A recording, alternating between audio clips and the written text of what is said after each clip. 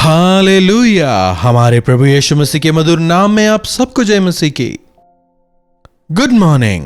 सुबह हो चुके हैं। हर दिन की शुरुआत हम प्रभु के वचनों के साथ में कर रहे हैं।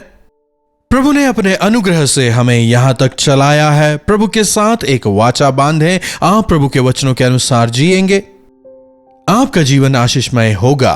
प्रार्थना। पवित्र पिता, आपका धन्यवाद प्रभु, जैसे जैसे दिन हफ्तों में, हफ्ते महीने में और महीने साल में बदल रहे हैं, दिन प्रतिदिन आपके करीबी में बढ़ने में, आपकी इच्छानुसार जीने में हम सबों की आप मदद करें। यीशु के नाम से प्रार्थना मांगते हैं, आमीन। यीशु मसीह के क्रूस, मृत्यु और पुनरुत्थान पर हम मनन कर रहे हैं। अधिकतर लोग इसके विषय जानते हैं, इसलिए मुझे नहीं पता कि आप वास्तव में ध्यान लगाकर इन वचनों को सुन रहे हैं या नहीं। लेकिन जब हम क्रूस पर, मसीह यीशु के क्रूस पर मनन करते हैं, क्रूस का वह जो प्रेम है, वह प्रेम अनंत है, अपार है, अतुल्य है। जब हम मसीह यीशु के अनंत प्रेम की बात करते हैं, उनकी महानता को हम समझने पाते हैं। मसीह हमारे लिए मारे गए। बाइबल में एक ऐसा वचन है, क्या आप जानते हैं? देखिएगा, रोमियो की पत्री 5वां अध्याय उसकी 8वीं आयत से आखिरी भाग देखिए। मसीह हमारे लिए मारे गए, या फिर अगर हम व्यक्तिगत तौर पर कहना चाहें तो कह सकते हैं मसीह मेरे लिए मारे गए। क्या कहा? उन्हें मेरे लिए मरने की क्या जरूरत पड़ी? जब हम पापी ही थे तभी मसीह हमारे लिए मारे गए। हमारे पैदा होने से पहले ही मसीह हमारे लिए मारे गए। यह कैसे संभव है? पृथ्वी की नींव रखी जाने से पहले हमारे प्रभु परमेश्वर सर्वज्ञानी हैं। वे आदि और अंत हैं। वे शुरुआत से अंत को जानते हैं। इसीलिए उन्होंने अपने अनंत ज्ञान में यह जान लिया कि मनुष्य पाप करेंगे, और तभी उन्होंने मनुष्य के उद्धार के मार्ग को भी तैयार कर लिया। जब उन्होंने सांप से कहा था कि तेरे और स्त्री के संतान के बीच मैं बैर उत्पन्न करूंगा, तभी उन्होंने यह निर्णय ले लिया था। इंसान जो है वे स्त्री और पुरुष के संपर्क से पैदा होते हैं। भले ही मां जो है 9 महीने तक बच्चे को गर्भ में रख के बड़े दर्द के साथ में उन्हें पैदा करती है, लेकिन फिर भी बच्चे का नाम पिता को ही मिलता है। बाइबल में भी अगर हम देखें, उदाहरण के लिए अब्राहम से इसहाक हुआ। हम में पुरुष का बीज है, इसीलिए हम पुरुष की संतान कहलाते हैं। लेकिन यीशु मसीह बिना पुरुष के संपर्क के कुंवारी मरियम के जरिए पूरी पवित्रता में वे केवल स्त्री के जरिए इस संसार में आए और मनुष्य जाति के पापों के प्रायश्चित हुए। बाइबल हमें बताता है, वे तेरे सर को कुचलेंगे और तू उनकी एड़ी को डसेगा। पाप की वजह से आने वाली मृत्यु को यीशु मसीह ने निगल लिया और वे उस पर जयवंत हुए। मृत्यु पर अधिकार रखने वाले शैतान पर वे मृत्यु के जरिए ही विजयी हुए और वे पुनरुत्थित हुए, और पाप की मजदूरी जो मृत्यु है, उससे उन तमाम लोगों को बचा लिया जो उन पर विश्वास लाते हैं। इस संसार में हम मृत्यु से नहीं बचेंगे, सबको मरना है, लेकिन मृत्यु के बाद न्याय है। न्याय के दौरान इस शरीर के जरिए हमने जो कुछ किया उसका हिसाब देना होगा। परंतु जो मसीह में है उन पर दंड की आज्ञा नहीं है, क्योंकि उस निर्णय की जो सजा है उसे यीशु ने भुगत लिया है। उन्होंने हर्जाना भरा है, इसीलिए हम बचाए गए हैं। जिनका नाम उस जीवन की पुस्तक में नहीं लिखा गया, वे नरक की उस धधकती आग में डाले जाएंगे, जो कि दूसरी मृत्यु है। और वह मृत्यु जो है हमारे लिए नहीं है। क्या आपने यीशु मसीह पर विश्वास किया है? वे आपकी जगह मारे गए। विश्वास करते हैं? प्रभु यीशु मसीह ने आपके पापों का प्रायश्चित किया है कहते हुए क्या आपने अपने पापों से तौबा किया है?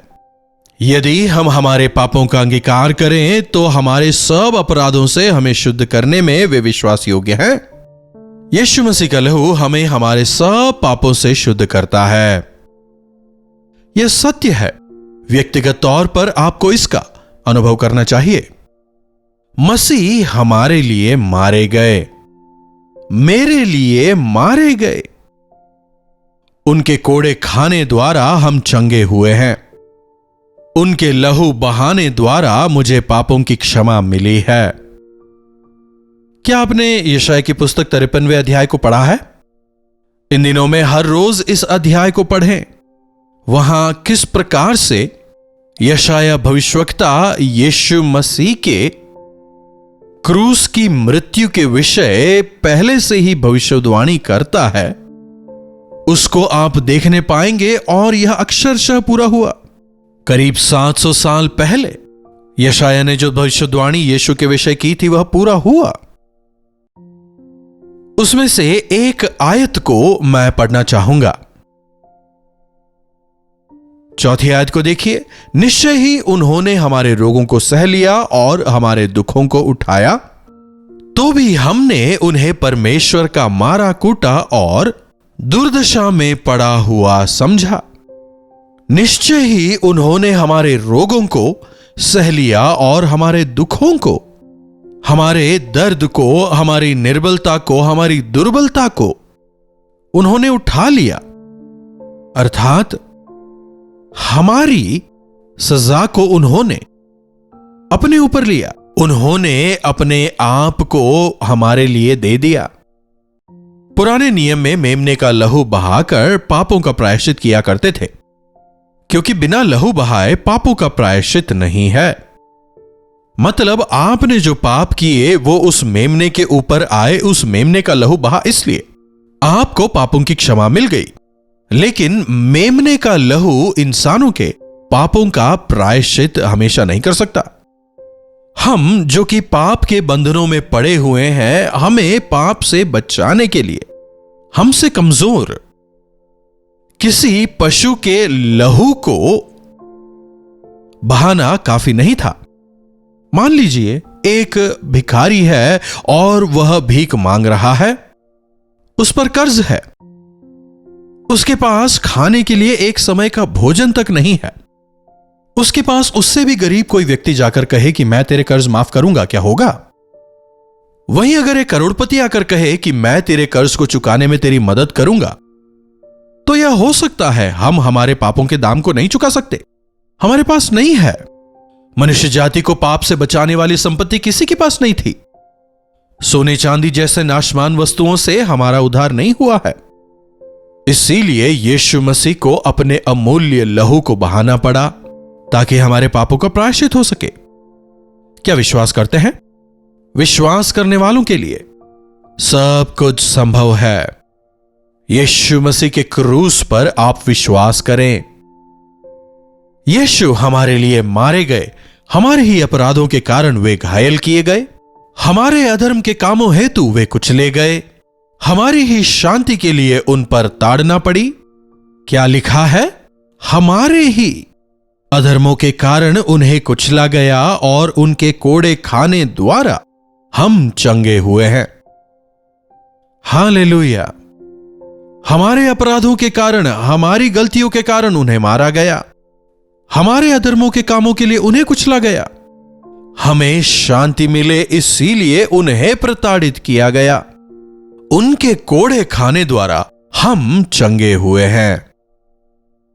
यह कैसे हो सकता है, शायद पूछे। क्रूस का सुसमाचार नाश होने वालों के लिए मूर्खता है। मैं भी जब पहली बार चर्च गया था और क्रूस के सुसमाचार को सुन रहा था, मैं अपने एक अविश्वासी मित्र के साथ गया था। वो भी इसीलिए क्योंकि मेरे पिता ने कम से कम एक बार चर्च आओ कहा था, इसलिए गया।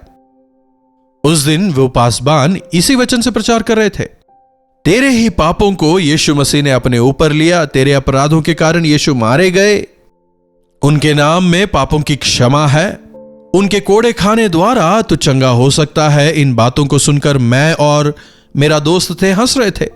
क्या हम इतने मूर्ख हैं? वे तो कब के मर गए हैं। अगर आज हम पाप करें, वे तो 2000 साल पहले मर गए, हम पाप आज कर रहे हैं, तो इन दोनों में क्या संबंध? मजाक करते हुए हम चले गए। जी हां, जब तक हमारे मन की आंखें ना खुले हमें समझ नहीं आता। आत्मिक बातें हमें समझ नहीं आती। नाश होने वालों के लिए क्रूस का समाचार मूर्खता है। आज भी कई लोग नहीं मानते।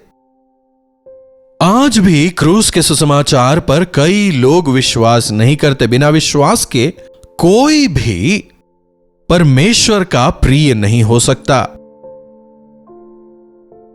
लेकिन उद्धार पाए हुओं के लिए यह परमेश्वर की सामर्थ है। वही क्रूस कुछ लोगों के लिए मूर्खता है, नासमझी है। विश्वास करने वालों को सामर्थ देता है। हालेलुया। व्यक्तिगत तौर पर मैंने उनके क्रूस के सामर्थ का अनुभव किया है। इस प्रकार से मजाक करने वाले मुझे परमेश्वर ने एक दिन सीधे सीधे पकड़ लिया। जब मैंने परमेश्वर से पूछा, प्रभु आप वाकई में हैं तो आप मुझे बताएं, आप मुझसे बात करें। एक चर्च में बैठकर एक कोने में मैं प्रभु से प्रार्थना कर रहा था। पूरी रात मैंने बैठकर प्रार्थना की और सुबह मुझे एक रोशनी नजर आई और उस रोशनी में मुझे क्रूस पर टंगे यीशु मसीह की आकृति नजर आई। उस रूप को देखा। तेरे लिए मैंने अपने प्राण दिए, ऐसी आवाज भी सुनी। बस उस आवाज को सुनने के साथ ही अगले पल ही, उससे पहले अविश्वास से मैं भरा था, मेरे मन की आंखें खुल गईं। तुरंत ही मैं प्रभु के सामने घुटनों पर गिर गया। अपने तमाम पापों का पश्चाताप मैंने प्रभु के सामने रो रो कर किया। जब मैं प्रार्थना कर रहा था, मेरे पाप मेरे आंखों के सामने आने लगे। मैं एक एक करके उनका अंगीकार करने लगा। प्रभु मैं पापी हूं, धोखेबाज हूं, किसी और को नहीं लेकिन मां बाप को कई बार धोखा दिया, दोस्तों को धोखा दिया, अपवित्र कार्य करने तो नहीं गया लेकिन कई बार शायद आंखों से मैंने गलत चीजों को देखा, गलत चीजों को सोचा, उनके बारे में मैंने प्रभु के सामने अंगीकार किया। तब तक वे बातें मुझे छोटी मोटी लगती थीं, पाप नहीं लगती थीं, लेकिन उस समय वे पाप लगीं। जैसे जैसे मैं अंगीकार कर रहा था, कोई उसे कागज पर लिख रहा था और वो कागज उड़कर क्रूस पर आकर रुक जाता है और उस पर एक कील लगती है। ऐसा दर्शन मैंने देखा। मतलब मेरे पापों का परिहार वहां पर हुआ। उस समय तो मुझे कुछ समझ नहीं आया, लेकिन बाद में मुझे इस बात का अर्थ समझ आया। उदाहरण के लिए अगर हम होटल में जाके कुछ भोजन वगैरह करते हैं, बिल आता है, पेमेंट के बाद उस बिल को एक लंबे से कील में लगा देते हैं ना। अगर वो फटा हुआ है मतलब उसका पेमेंट हो गया है। जब उस कागज पर क्रूस की कील लगती है मतलब प्रभु ने मेरे पापों का दाम चुका दिया। उतना ही नहीं, उस दिन से मेरा हृदय हल्का हो गया, मेरा जीवन बदल गया, मेरा कठोर हृदय टूट गया। अब अगर कोई भी आकर मुझसे कहे यीशु प्रभु नहीं, मैं नहीं मानूंगा, क्योंकि प्रभु यीशु ने मेरे जीवन को बदला, मेरे कठोर हृदय को तोड़ा, मुझे पाप से बचाया और मुझे एक नई जिंदगी दी। 15 फरवरी 1971 से लेकर आज तक प्रभु ने अपने अनुग्रह में मुझे बनाए रखा, मुझे आगे बढ़ाया, मुझे पापों पर जय दिया और उनके गवाह होकर चलने में मेरी मदद की है। क्रूस का सुसमाचार नाश होने वालों के लिए मूर्खता और उद्धार पाए हुओं के लिए परमेश्वर की शक्ति है। अपने जीवनों में क्या आप ऐसी इच्छा रखते हैं कि पवित्र आत्मा की सामर्थ पाकर पवित्रता से जिएं?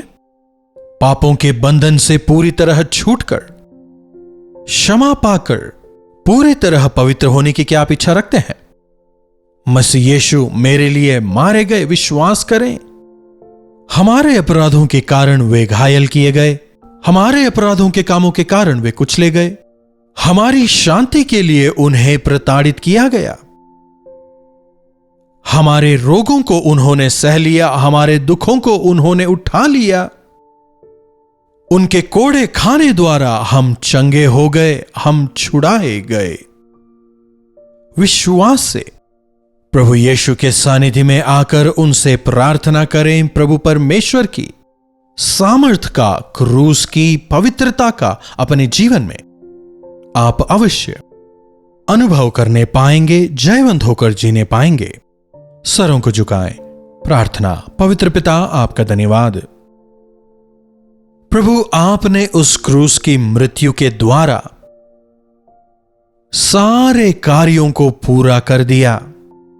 जब आपने कहा पूरा हुआ, प्रभु आपने हमारे उद्धार के कार्य को, हमारे शुद्धिकरण के कार्य को अपने लहू के द्वारा पूरा कर दिया। और आपके क्रूस की मृत्यु, जो कोई भी आप पर विश्वास करे उनके लिए सामर्थ बन गया, नए जीवन का कारण बन गया। प्रभु आपका धन्यवाद, क्योंकि आप हमारी परिपूर्णता बन गए। प्रभु, इन अंत के दिनों में आपके और अधिक करीब आकर आपकी पवित्रता में निरंतर बढ़ते रहने का अनुग्रह हमें दें। यीशु के नाम से प्रार्थना मांगते हैं, आमीन। अब हमारे पिता परमेश्वर का प्रेम, प्रभु यीशु मसीह का अनुग्रह, पवित्र आत्मा की संगति और सहभागिता हम में से प्रत्येक के साथ आज, कल और सर्वदा बनी रहे, आमीन। प्रभु परमेश्वर की महिमा हो। अपने प्रार्थना विषयों को आप हमें 9884907779 पर व्हाट्सएप, वॉइस मैसेज या टेक्स्ट के जरिए भेजें। आपके साथ होकर हम भी आपके लिए प्रार्थना करेंगे। प्रभु अवश्य आपके जीवनों में चमत्कार करेंगे।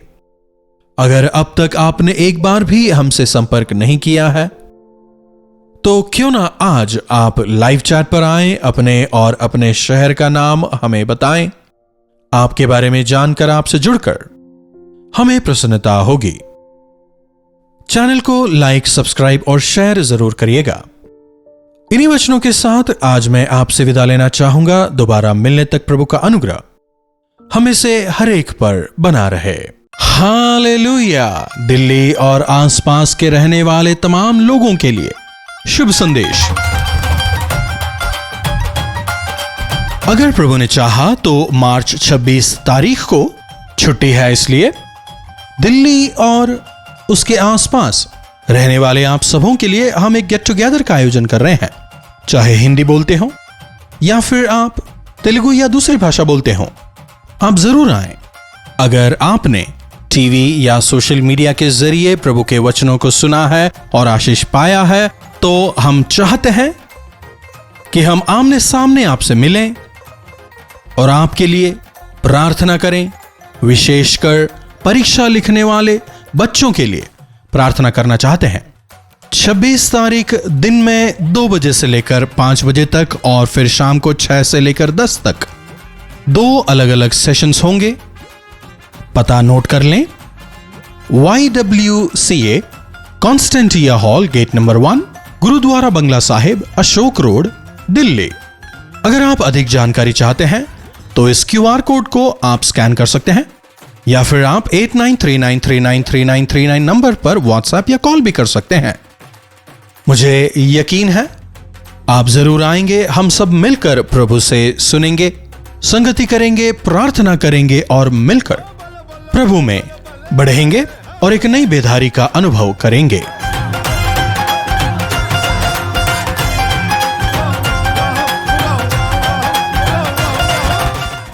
कलवरी दर्शन, ये है प्रेम के दर्शन, यीशु प्रेम के दर्शन। कलवरी दर्शन